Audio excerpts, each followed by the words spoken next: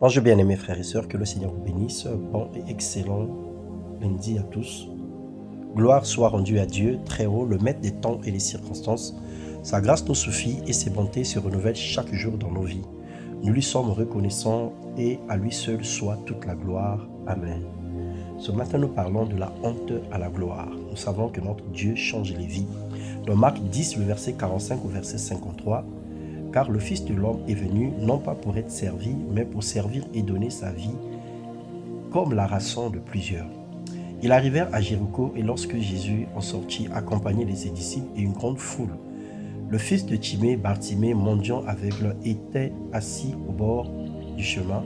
Ayant entendu que c'était Jésus de Nazareth, il se mit à crier « Fils de David, Jésus, aie pitié de moi ». Plusieurs le reprenaient pour le faire taire, mais il criait encore plus fort « Fils de David, aie pitié de moi ». Jésus s'arrêta et dit « Appelez-le ». Ils appelèrent l'aveugle en lui disant « Prends courage, lève-toi, il t'appelle ». L'aveugle jeta son manteau, se leva d'un bond et vint vers Jésus. Jésus lui dit « Que veux-tu que je te fasse ?» Il répondit « Rabouni, que je recouvre la vue ». Et Jésus lui dit « Va, ta foi t'a sauvé ». Aussitôt il recouvra la vue et suivit Jésus sur le chemin. Frères et sœurs, Dieu nous aime et veut nous faire du bien. Il n'est pas l'auteur de tous les malheurs qui nous frappent, mais dans sa compassion, il désire que chacun prospère à tous égards et soit en bonne santé. Aujourd'hui encore, le temps du miracle n'est pas passé. Dieu est le maître des temps. Il veut transformer ta honte en gloire, changer ta vie et mettre un sourire sur ton visage.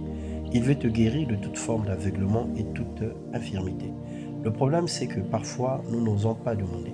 Nous n'osons pas crier à Dieu et même lorsqu'il nous appelle, nous refusons de jeter nos manteaux, c'est-à-dire nos vieilles habitudes, nos coutumes et nos anciennes mentalités, nos soucis. Nous venons à lui avec nos propres prétentions, sans abandon total. Dieu et sa parole sont un. Matthieu 13 nous appelle que celui qui reçoit la semence parmi les épines et celui qui entend la parole, mais dans les soucis du siècle et la séduction des richesses, étouffe cette parole et la rendent infructueuse. Bartimée était rejeté, ignoré, contraint de mendier et de vivre dans la rue. Mais une seule rencontre avec Jésus a tout changé. Sa honte était effacée, ses yeux ont été ouverts et sa vie n'a plus jamais été la même. Rien n'est impossible à Dieu, quelle que soit ta situation, Dieu veut et peut transformer à une condition. Si tu entends sa voix, n'endurcis pas ton cœur. Lorsque tu viens à lui, jette ton manteau, renonce au péché et approche-toi avec sincérité. Demande-lui ce que ton cœur désire. Et sa main n'est pas trop courte pour sauver, ni son oreille trop dure pour entendre. Sa grâce est encore disponible aujourd'hui. Que Dieu te bénisse et transforme ta vie dès aujourd'hui dans le nom de Jésus. Que cette semaine soit une semaine de grâce, une semaine de transformation, une semaine excellente où la gloire de Dieu se manifestera puissamment dans ta vie, dans le nom puissant de Jésus-Christ. Amen.